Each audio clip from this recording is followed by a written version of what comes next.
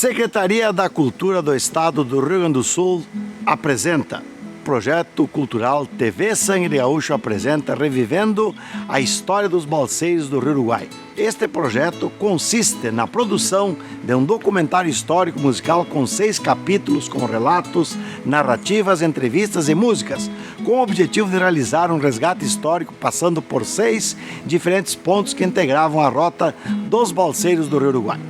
Será exibido semanalmente nas quintas-feiras, às 20 horas, na página do Facebook e no canal do YouTube TV Sangue de Gaúcho. O acesso será gratuito e contará com uma janela de libras para garantir acessibilidade de conteúdo. Também, como ação desse projeto, realizaremos palestras em 6 escolas municipais de Erechim e Passo Fundo, levando um pouco das histórias que registramos para alunos e professores. Esse projeto é uma realização do Instituto Cultural Sangue de Gaúcho e teve seu mérito cultural examinado e aprovado pelo Conselho Estadual de Cultura. Conta com o patrocínio das seguintes empresas: Andretta Mineração Concreto e Argamassa, de Canalicia e Transportes, JR Comércio de Cimentos, Master ATS Supermercados e Plax Metal. O financiamento é do Procultura, Secretaria da Cultura, Governo do Estado do Rio Grande do Sul. O próximo episódio foi gravado em Porto Xavier. Neste 5º episódio, iremos falar sobre o Porto Xavier. Porto Xavier também está localizado na região noroeste do Rio Grande do Sul, divisa com a Argentina.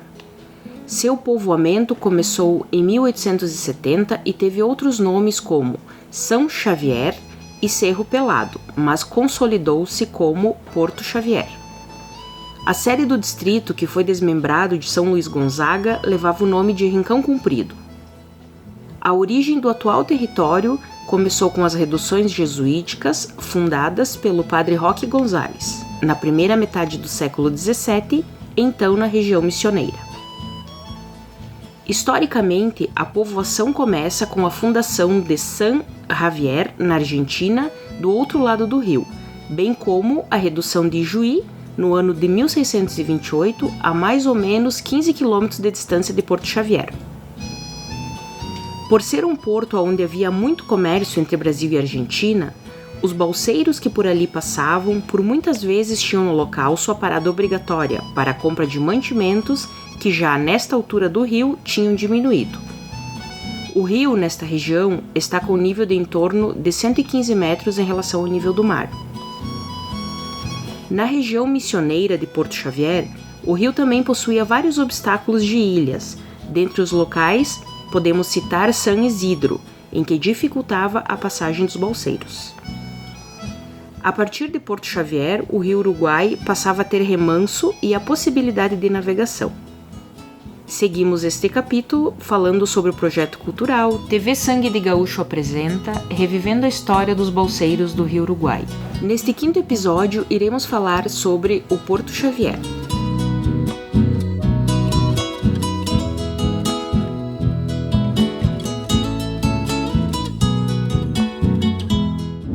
Estamos chegando em Porto Xavier. Nosso episódio 5º vai falar um pouquinho desta cidade maravilhosa. Porto Xavier, que é um ponto de comércio muito forte nos dias de hoje, onde temos aí importação e exportação com o país vizinho da Argentina. Mas como o nosso objetivo é falar sobre os balseiros, vamos falar porque temos ali próximo a Porto Xavier, entre Porto Lucena e Porto Xavier, algumas ilhas e também alguns obstáculos realmente bastante difíceis para os balseiros do Rio Uruguai. Porto Xavier também era um local onde os balseiros paravam, aportavam para a compra de produtos e tinham contatos também com os argentinos, porque do outro lado de Porto Xavier nós temos a cidade argentina. Clóvis, Porto Xavier, chegamos quase que em São Borja, mas ainda temos ali em Porto Xavier alguns obstáculos muito fortes, muito difíceis para os balseiros. O que nós tínhamos em Porto Xavier? Porto Xavier, passando o Porto Lucena, já começa a Ilha Grande. A famosa Ilha Grande, ela tem em torno de 7 quilômetros de extensão 120 hectares de área de terra, mais ou menos. Então ali tinha que saber cruzar, se era pelo lado argentino ou pelo lado brasileiro, para onde pegasse o canal do rio, onde tivesse mais água, dependendo da altura do nível da água também. Comenta-se os balseiros e comenta-se também na história que nessa ilha grande, a ilha comprida que eles chamam, a ilha é muito grande, muito enorme, tinham até cemitérios antigos dos indígenas, dos primeiros habitantes que naquela região passeavam e pescavam e caçavam livremente, mas isso há muitos séculos atrás, né? Nós estamos falando aí, talvez desde o descobrimento do Brasil, habitavam essas ilhas os índios que realmente fazem parte da história, como nós falamos antes, os primitivos aí do Sepete Araju, Inessu, enfim, destas tribos missioneiras que foram catequizadas pelos padres jesuítas. Então, ali tinha que saber o lado da ilha para passar. Então, os balseiros desciam ali e inúmeras ilhotas pequenas que também tinha que saber conduzir por entre elas, de acordo com a quantidade de água que existia naquela altura da jornada. Saindo do Goiôem com 10 metros, daqui a pouco lá, a água andou um pouco mais que a balsa e tu já está lá no limite de cruzar por entre essas ilhas. Então tinha que ter o conhecimento prático para chegar até o Porto Xavier, onde também se apoitava, onde tem um grande remanso e onde tem belas histórias. Do outro lado, São Javier, como se fala nos argentinos, esse porto tão importante que até hoje não se contrabandeia, mas antigamente fazia-se contrabando de algumas coisas. Hoje nós temos um porto internacional onde veio de lá, na gaita de algum brasileiro, de algum balseiro, o chamamé, né? O chamamé, que é o ritmo genuinamente argentino que o gaúcho adotou hoje em todos os fandangos, em todos os eventos, em todas as festas. Não pode faltar o chamamé, que veio da banda argentina. É importante, o Clóvis frisa bastante sobre enchentes, e aí o relato que a gente vai fazer, não contando tanto quanto o Clóvis a mesma história, mas é importante dizer que nós falamos nos outros episódios. Se você não assistiu, são 6 episódios, assista os anteriores para entender este comentário específico de Porto Xavier, ou São Xavier, ou São Javier, lá no lado argentino. Importante dizer que às vezes as enchentes, aqui na região do Alto Uruguai, aqui no Goiôem, ou aqui em cima, no norte do Rio Grande do Sul, tinha lá 10, 11 metros.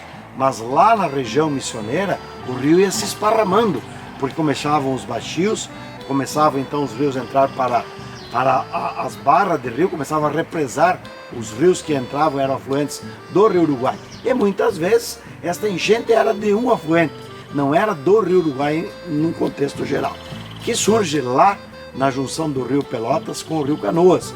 Muito importante fazer esse registro. E ele surge lá e vem recebendo os afluentes e formando o grande Rio Uruguai. Então é importante dizer que uma enchente muitas vezes na região norte do Rio Grande do Sul é diferente de uma enchente que se dá a partir, por exemplo, da barra do Rio Chapecó ou de outros rios afluentes do Rio Uruguai. Então, nesta região, dependendo, como ele falou, ali a enchente do rio, a altura que estava mais rápido ou mais lento, se dava a passagem então pelas ilhas, de um lado ou de outro, e tinha que ter aí uma experiência muito grande do prático e dos balseiros que tinham que remar para conduzir as suas balsas rio abaixo, a partir então desta região de Porto Xavier. Vamos com a música que o Clóvis fez especialmente para essa região. O que te inspirou a fazer a música para Porto Xavier? Essa música a gente fez baseado nos relatos dos antigos, que tanto Porto Lucena e Porto Xavier eram as paradas de reabastecimento e algum fandango costeiro. Então eu trago Herança de Balseiro. Essa composição, ela tem um pouco de romantismo, porque quando se chega mais pro final da viagem, mais contente se encontra os balseiros. Então, Herança de Balseiro.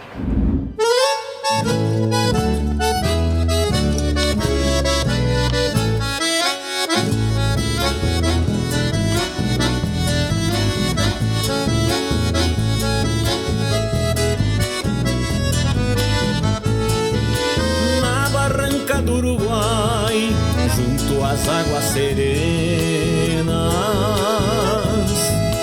Um recuerdo me abraça, lembrando a flor de morena. Tua mirada é certeira, doces lábios que a mim cegam. O meu poncho traz teu cheiro tapado de pega-pega. Sou costeiro do Rio Uruguai, trago herança de balseiro, junto às bailantas costeiras. Sou gaúcho chamameceiro, se por vezes cruzo o rio, rumo às bailantas de lá. No semblante das guainitas, vivo a te procurar. Eu sou costeiro do Rio Uruguai, trago herança de balseiro, junto às bailantas costeiras. Sou gaúcho chamameceiro, se por vezes cruzo o rio, rumo às bailantas de lá. No semblante das guainitas, vivo a te procurar.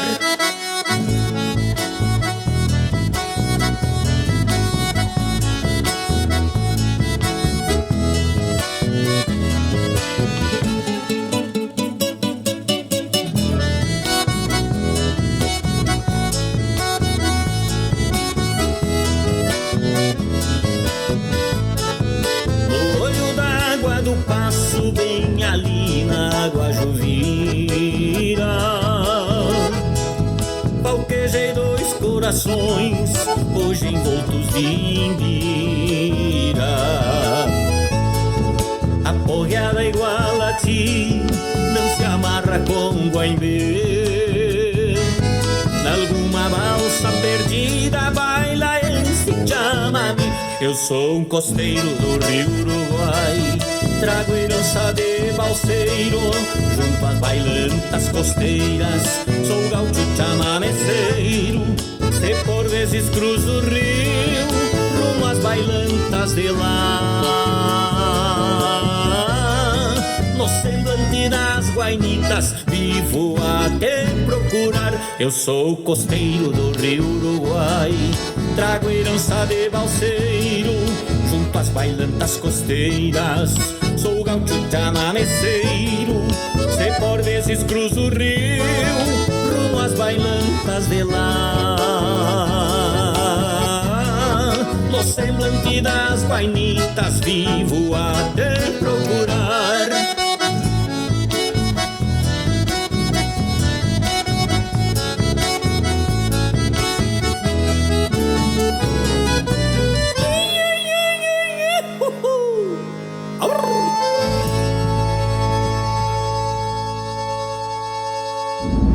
Porto Xavier, local maravilhoso, que nós estivemos fazendo também imagens, e queremos agradecer a todos que neste projeto nos deram a honra de participar, colaborando com o enriquecimento desse reviver a história dos balseiros do Uruguai.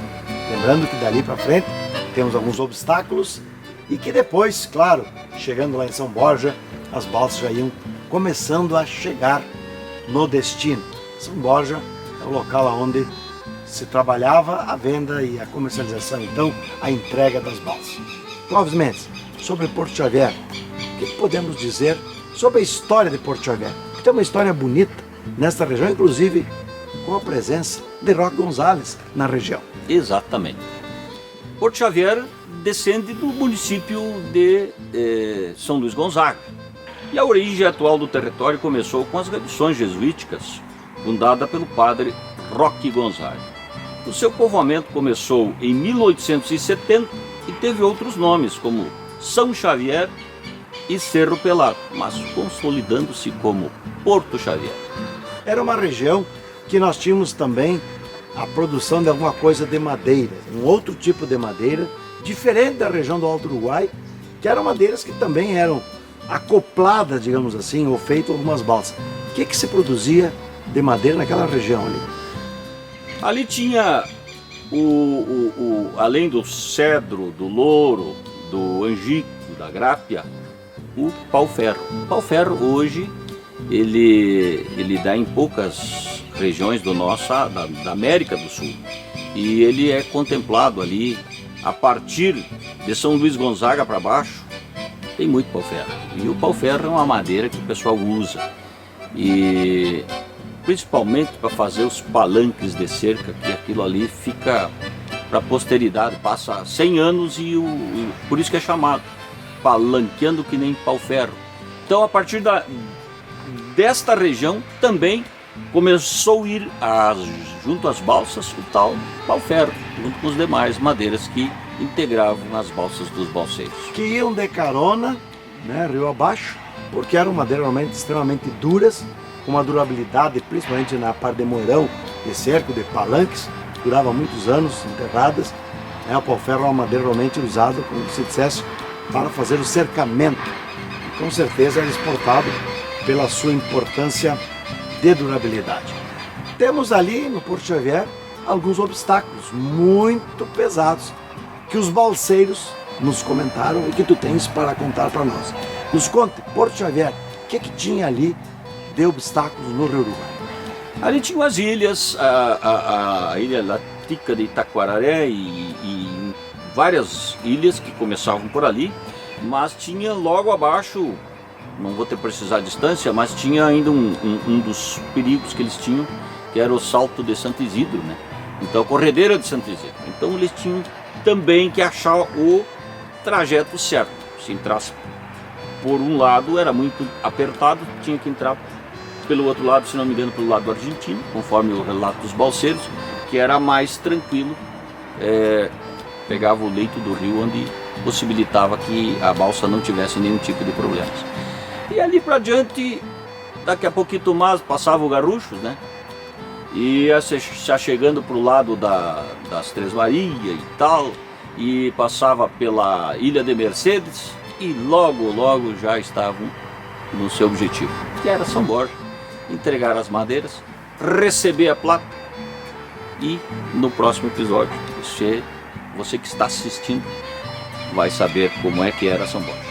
Olha, vou dizer para você, eu conheço essa parte do rio ali, a parte de Garruchos para frente, Ilha de Mercedes, até porque em alguns períodos a gente fez alguma coisa de pescaria na barranca do rio. Quem não pescou na barranca do Rio Uruguai, na nossa faixa etária, é muito importante dizer que realmente ele tem uma corredeira, Ilha de Mercedes, muito grande. Ilha de Mercedes também é uma ilha enorme, grande, enorme. É importante dizer.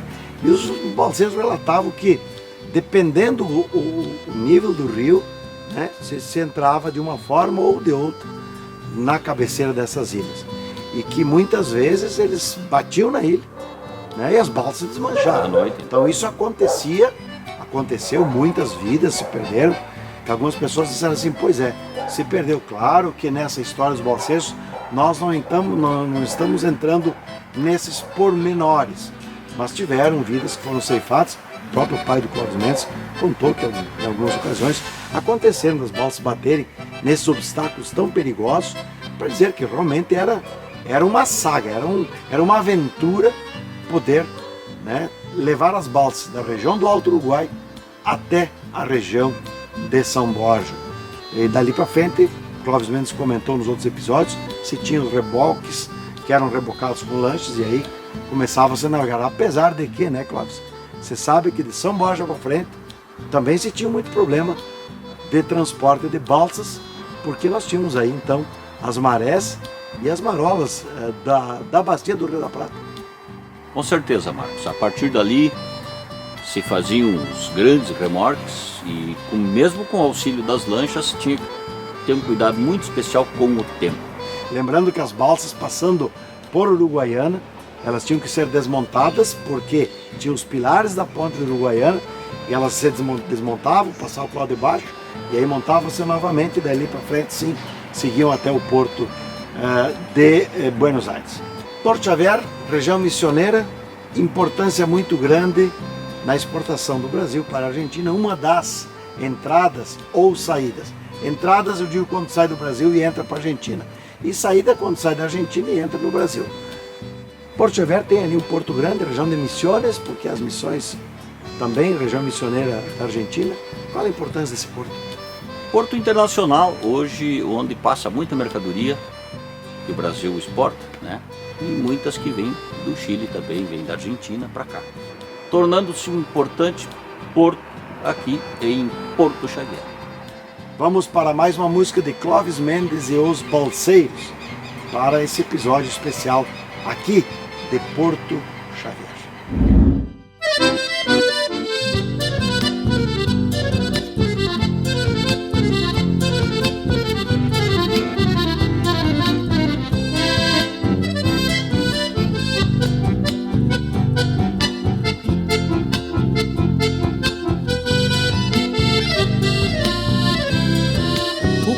Quero cantou lá no verde da coxilha, por certo está em vigília a este pobre gaúcho que não aguenta o repuxo dessa triste solidão. Depois que ela partiu ficou tão frio meu chimarrão.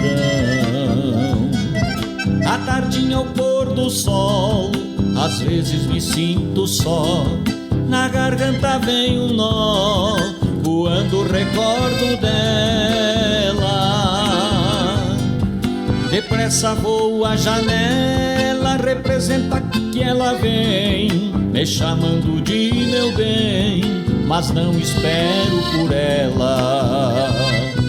Quem tem um violão não chora, quem tem um luar de prata vai cantando serenata pras estrelas do rincão. Quem teve um amor já sabe que amores vêm e vão. Preciso alguém que compreenda o amor que trago em meu coração.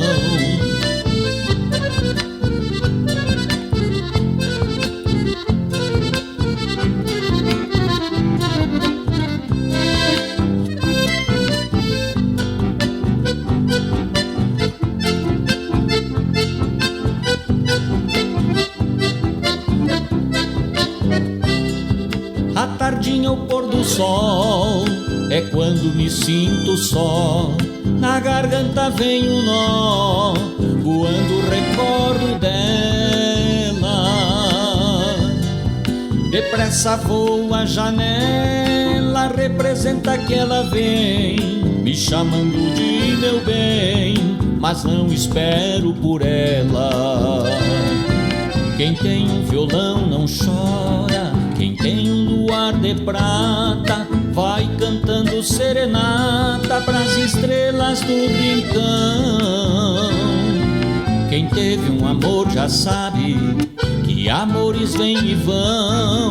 Preciso alguém que compreenda o amor que trago em meu coração. Quem tem um violão não chora, quem tem um luar de prata vai cantando serenata pras estrelas do rincão.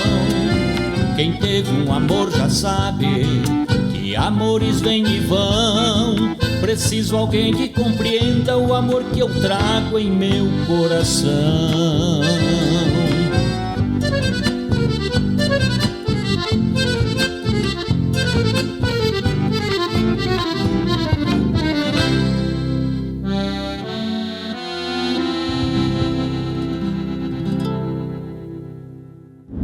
Essas madeiras que eram conduzidas aqui do Itá até o Porto Goiém, quantos dias demorava mais ou menos esse trajeto? Bom, daqui a Goiuém era porque assim, nós temos aqui logo para baixo da saída de Itá o chamado Remanso do Var, tá? Então ali era um ponto delicado de passar, então muitas vezes as balsas tinham que passar ali com 4 metros, porque daí fazia aquele funil e engolia muita balsa, então eles têm que passar dali. Então eles amarravam logo para baixo e aí, vamos dizer assim, ali era o ponto de largada. Então, vamos dizer, era compatível com a enchente, a velocidade da água que determina um pouco essa chegada, mas era aproximadamente um dia e meio, 2 dias, em torno disso, para chegar no Goiuém. Então, assim, essa era a distância daqui percorrida até o Goiuém. Quais os obstáculos que o senhor ouviu na história que eram os mais famosos, além do salto do Icumã, claro? Bom, aí temos o Macaco Branco, as 9 voltas, vamos dizer assim, temos, né, vários aqui nessa história toda. Mas assim, nós temos 28 problemas no Rio Uruguai daqui a São Borja, tá? Então, vamos dizer assim, a nosso destino da madeira era São Borja. Chegando em São Borja, bom, ali como o rio já é mais lento, os caras que compravam as nossas madeiras eram os chamados atravessadores, então dali que eles puxam para frente. Então, de fato, assim, aproximadamente 8 dias e 8 noites para chegarmos em São Borja, né, para vendermos lá para os argentinos e ingleses. Nós tivemos as balsas, o conhecimento das primeiras balsas de madeira surgiram em que época? Bom, o João Simon faz essa expedição em 20, tá? Então a partir de 21 que eles de fato começam a transportar madeira, mas daí nesse momento de 20 para 21 que eles já vão para o Rio Grande buscar boi, vão se estruturar um pouco, e aí então, por isso que assim, manter um boi em condições físicas de trabalho em 1920 e 21 era difícil, porque o boi não se alimenta só de mato, então de fato eles precisavam pensar até na boia do boi, de fato, assim, para ele se manter em condições de trabalho, que não adianta ter um boi e não ter condições físicas. Então as dificuldades foram muito grandes, sabe? Então, de fato, assim, a história do balseiro é uma história de superação. Porque todo balseiro que veio morar no mato, ele trouxe a sua família, ele também teve essa preocupação com a família dele. Então, todo balseiro que veio aqui, veja bem, ele foi geográfico, porque ele teve que conhecer a geografia do Rio Uruguai. E eles foram matemáticos, olha quanta conta que a gente já fez nesse processo, né? E assim, eles criaram uma grande história aqui também. Então, de fato, assim, a história do balseiro é uma história que a gente fala assim de superação. De 20 até que ano? Até 67, né? 67 que vai ser a última balsa feita aqui em Itá. Usava só cipó ou teve uma época depois que passou a usar arame? O arame foi usado, assim, o primeiro cara que usou arame aqui em Itá foi a grande perda que nós tivemos, porque o arame foi gaiteando, né, foi se judiando. Quando ele teve que fazer força no salto, ele arrebentou. Então lá se perdeu muita madeira. Então assim, o arame foi a primeira descida de arame, de fato, custou muito caro para nós, né? Por isso que o cipó sempre participou desse processo todo. Todos os anos transportavam balsas ou tinha anos que não tinha enchente? Como é que funcionava? Ou ia daqui no Goiuém todo ano e de lá para frente aqui sim se alternava? Bem, isso de fato é interessante a gente comentar, porque veja bem, nós tivemos anos que não teve enchente, não se atingiu 8 metros, automaticamente não tínhamos descida. Normalmente não temos dinheiro na praça, então, porque de fato o primeiro movimento econômico foi balsas. Então naqueles 3 anos que teve a grande seca, que a grande estiagem na nossa região, foi a grande miséria que nós passamos aqui, porque de fato o povo não trouxe. Temos muita enchente falsa no decorrer do processo também, então se avançava de trechos em trechos e aí não se avançava mais, porque não se podia chegar no salto de Ucumã com pouca água, que daí bicava lá e arrebentava tudo. Então assim, o balseiro tinha que ser aquele cara que de fato visualizava o momento da natureza para descer o rio. Então assim, quem foi balseiro sabe bem dessa história que a gente está comentando aqui. O cara era o cara, né? Então, assim, quando a gente fala hoje em doutores formados nisso, de fato o balseiro foi o cara formado na geografia do Rio Uruguai. Ele podia num ano, em época normal, descer quantas vezes? Bom, o grande problema era o repique da madeira aqui. Quer dizer, você voltava para Itá, vamos dizer, voltava para a região, e daí tu tinhas outra balsa pronta, porque a retaguarda continuava amontoando essas madeiras e fazendo esse processo. Mas era muito difícil fazer mais do que 2, tá? Vamos dizer, fizeram-se 2. Por exemplo, como o balseiro não cobra por cubagem de madeira transportada, então muitas vezes o pessoal fazia grandes balsas, por isso que chegou a descer balsas em torno de 1000 cúbicos, percebe o vulto disso? Mas aí não se tinha outra, né? Então assim, às vezes o cara voltava da balsa, tinha conduzido 100 árvores, bom, e chegava aqui, tinha um repique que se chamava de 50 árvores. Bom, se ele conduzir essa balsa hoje, agora, esse dinheiro vai voltar daqui, uns 30 dias temos esse dinheiro na praça. Isso, vamos dizer assim, acontecia, então eles levavam pouca madeira, porque esse dinheiro já entrava agora. Não precisava esperar por outro ano, quer dizer, tu tem que trabalhar com a natureza, vai ter enchente, não vai? Então, imagina assim, então muitas vezes, normalmente eles levam 100 árvores, né? Mas se às vezes voltava-se aqui e já tinha um repique pronto de umas 50, 60, 70, você ia de novo, tendo água, vai de novo, porque esse dinheiro já entra agora. Além das balsas de madeira, eles levavam, além da balsa, alguns produtos junto, que depois também eram vendidos e paravam, às vezes, na barranca para buscar mantimentos. Como é que era o sistema de abastecimento dos mantimentos para a viagem? Veja bem, qual era a comida do balseiro? Então isso é interessante a gente falar. A comida principal do balseiro era a feijoada, carne de porco ou na lata ou de charque, tá? O salame, o bacon, batida de ovo, vamos dizer, omelete, frango, às vezes leva porco vivo. Então isso tudo acontecia. Por quê? Esse era o jeito. Quem faz esse prato para o balseiro? Então por isso que muitas vezes eu comento assim, a mulher que morou aqui com os balseiros, né, ela cria de fato a agricultura familiar da nossa região. Ela que produz o franguinho, ela que produz o porquinho, ela que tira o leite para levar o queijo, ela que faz o salame. Então, de fato, assim, a mulher que morou aqui tem ela carrega, de fato, essa identidade, ela que cria isso tudo. Então, também, vamos dizer, a partir de 1929, a nossa região começa a ter alambiques. Bom, conduzia-se, então, cachaça também para vender lá embaixo. Então, assim, um detalhe interessante, geralmente, naquelas balsas que vinha cachaça em cima, fazia-se o primeiro brique lá embaixo, percebe? Então a cachaça era influenciadora. Então se levava cachaça, se levava muitas vezes rapaduras, vamos dizer, outras coisas. A erva mate, que nós tínhamos muito na região, tudo isso era carregado em cima. Então, de fato, assim, a madeira era uma balsa, né? Porque na língua portuguesa, o que a gente fala aqui seria de jangada ou jangadeiros, né? Mas ela foi usada como balsa, que um pouco de transporte também ela teve essa função. Na história, alguma mulher participou ou era uma atividade extremamente masculina? Olha, eu não tenho nenhuma informação de que uma mulher descesse remando como tripulante, como tripulação. Desceu mulheres junto, daí quando foram conhecer, vamos dizer assim, que ela ia simplesmente pelo fator de ir passear, entendeu? Para aproveitar essa viagem, né, e tal. Mas não como força bruta, né? Então isso eu não tenho conhecimento.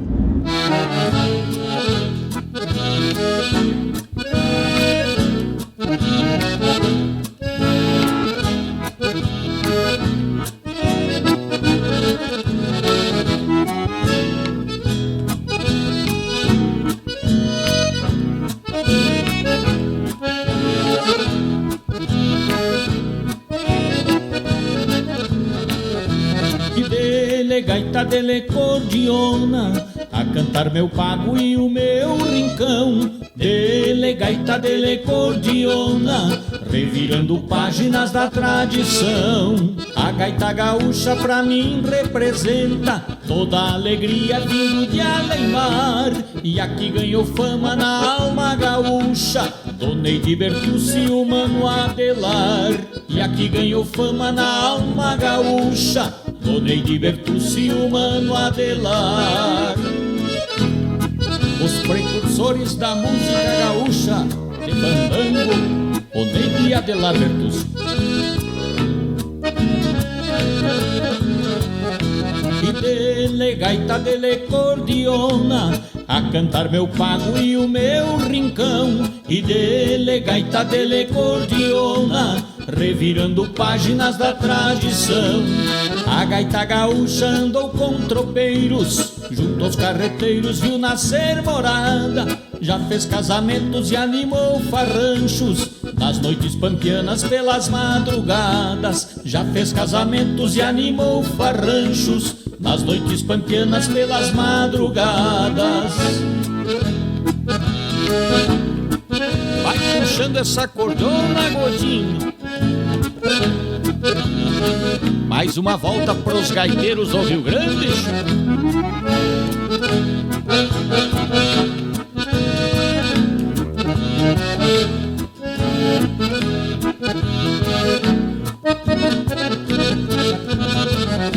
E dele gaita, dele cordiona, a cantar meu pago e o meu rincão. E dele gaita, dele cordiona, revirando páginas da tradição. Ó gaita gaúcha, lhe dou esses versos com sinceridade e muita gratidão, pois foram muitos anos contigo nos braços, que já fez morada em meu coração. Pois foram muitos anos contigo em meus braços, que já fez morada em meu coração. A todos os gaiteiros do Rio Grande, aquele abraço, tchê.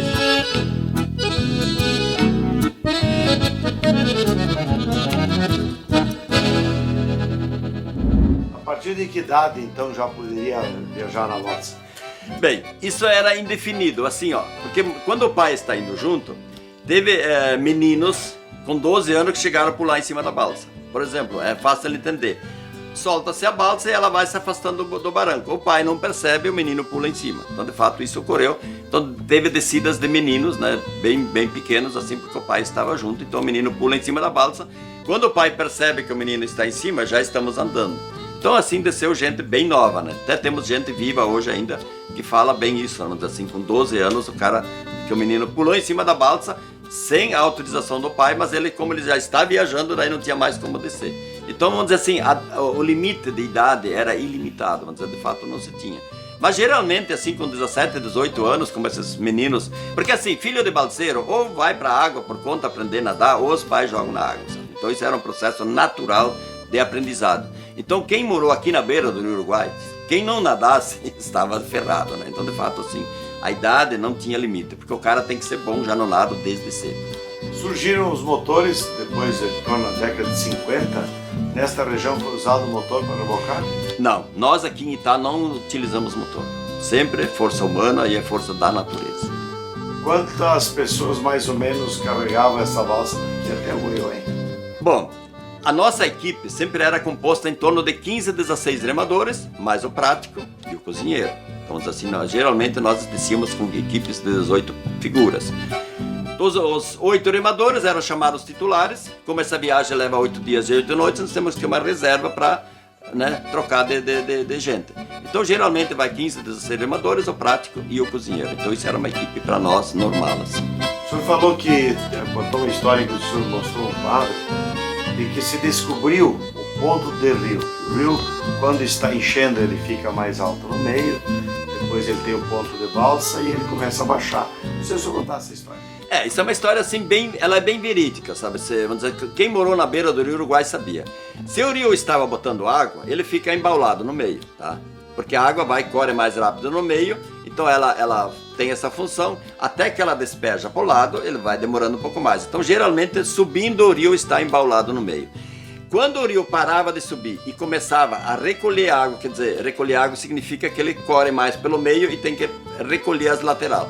Isso significaria a volta do rio pro normal. Então, quando os balseiros descobriram essa façanha, né? Então, começa-se a soltar a balsa no momento que o rio está dando para trás, está começando a diminuir. Então, ele faz essa calha no meio. Com pouca força humana, você segura essa balsa no meio do rio. Então, esse foi um detalhe importante. Veja bem, quem imagina de fato fazer isso? E isso os balseiros tinham descobrido também. Quem era na região a pessoa, o homem do tempo? Existia alguém aqui na região que o senhor conheceu ou ouviu falar, que era o homem que dizia assim para os balseiros: tá no ponto, pode ser. Bom, eles tinham o sinal. Então aqui na linha acima nós tínhamos o meu bisavô que começou essa história. De fato, ele era chamado Velho do Rio. Como é o nome dele? O João Simon, tá? Então o João Simon vem do Rio Grande em 19, adquire a propriedade aqui. Por isso que nessa propriedade que nós estamos aqui hoje é a 5ª geração. Então, tipo assim, hoje estamos afastados do rio, não estamos naquela propriedade dele antigamente, porque vem a barragem, sobe, então a gente se afasta. Mas, de fato, o João Simon era chamado o Velho do Rio. Então, ele foi o cara que começa essa história toda aqui.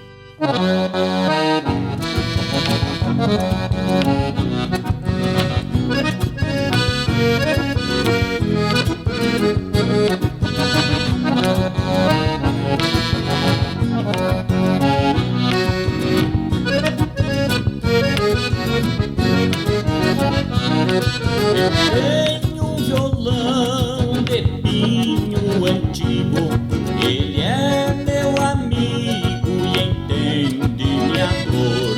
Pendurado fica no prego da sala, onde não pega chuva e tão pouco calor. Pendurado fica no prego da sala, onde não pega chuva e tão pouco calor.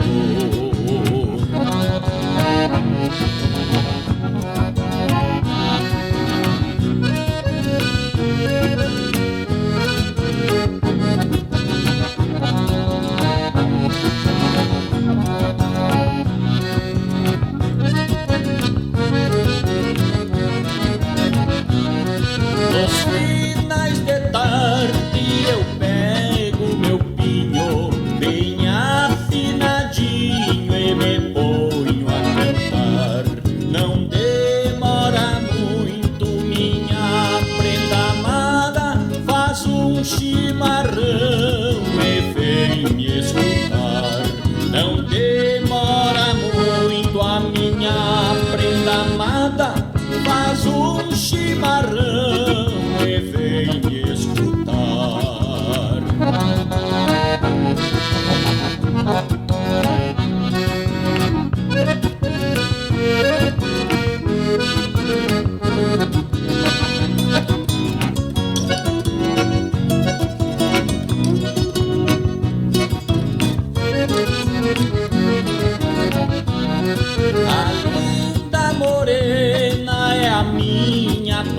véia, e muito me agrada encantar pra ela.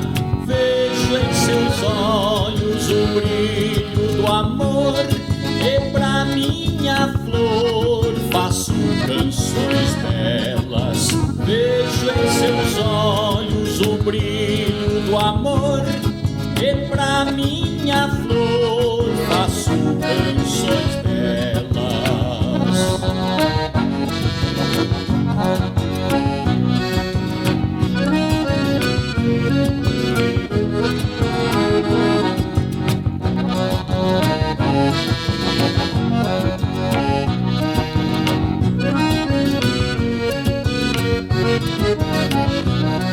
Perante os amigos canto e me desmancho, violeiro de rancho, assim que me chamam. Não tenho dinheiro e não tô nem aí, pois dinheiro não compra o que eu descrevi. Não